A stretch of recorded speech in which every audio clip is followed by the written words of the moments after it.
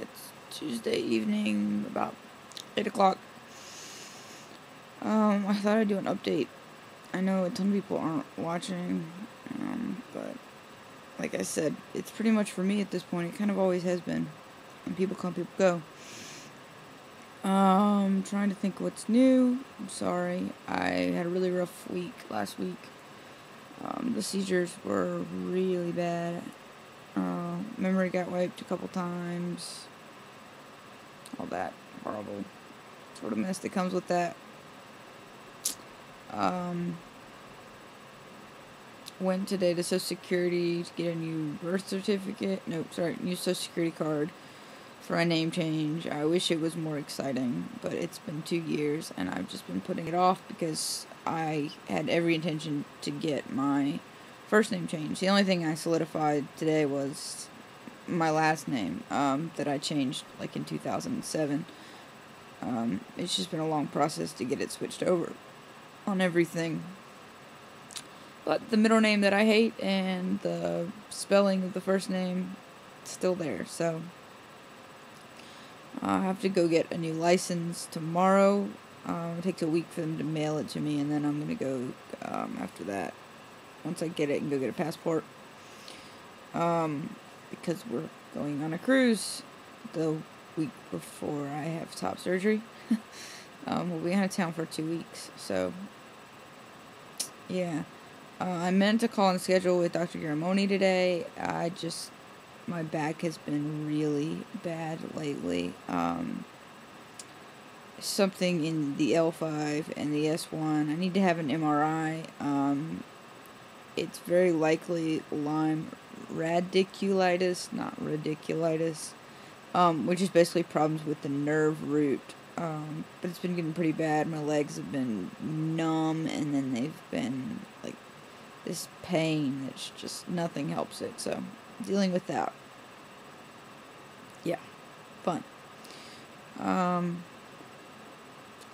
I just had a phone conversation with somebody, and I was making no attempt to speak in a lower voice. I usually don't. This is my voice. It's what it is. I don't usually do the typical girl thing where it gets really high or I speak.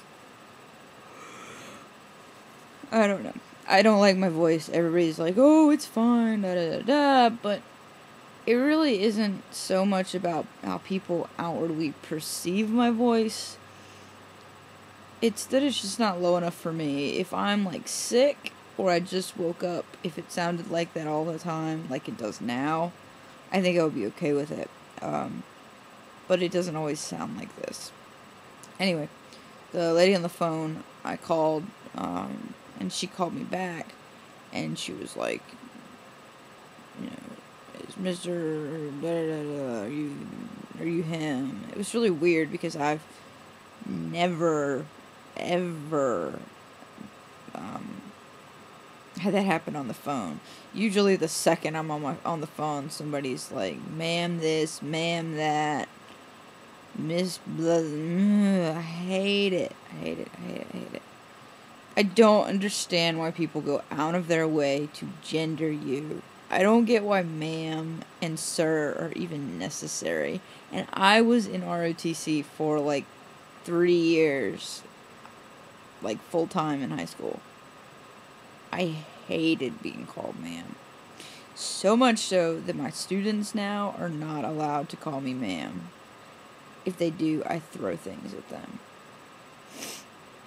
It's funny, none of them ever asked me why that's the case. I assume that they can look at me and sort of figure it out. It's not like it's difficult.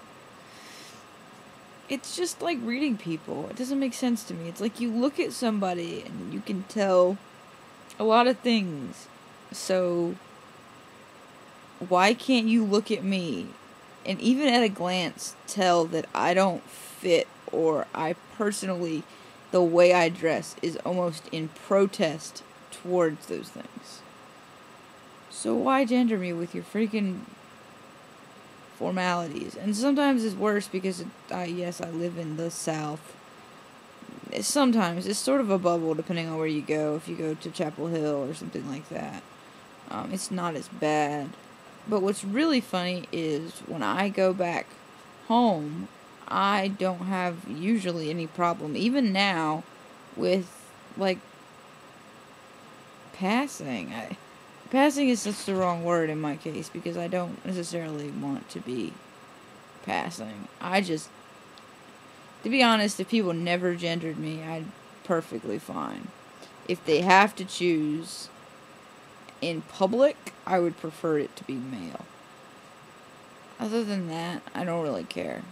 But it's when people seem like they're going out of their way to do it, it's really offensive because it feels like almost like being made fun of. Yeah. Anyway, I don't even want to talk about it, but I made a chip in, mostly to help with all the additional stuff, travel, food, but it, whatever I can't afford, it's definitely going to go to the surgery itself first. We're not in a great financial place. We never are, and that's probably not going to change, and I totally understand that. If you want to donate, great. If you don't, great. It's totally fine. I know that once I have my surgery, I will be giving away at least one binder, if not 2 to 4 other ones. Maybe I'll ask people to pay shipping or something, because I was really lucky to have a guy give me a binder, and I've been lucky enough to be able to afford, because I've been wearing them for over a year, other binders, and I definitely think it's important to give back to the community in that way. And obviously, if I ever get in a point financially where I can donate to other people for their top surgery, I would absolutely do that. I think it's important. So, there it is, down there. Anyway, so you guys take care. I hope you're doing well, and see you soon.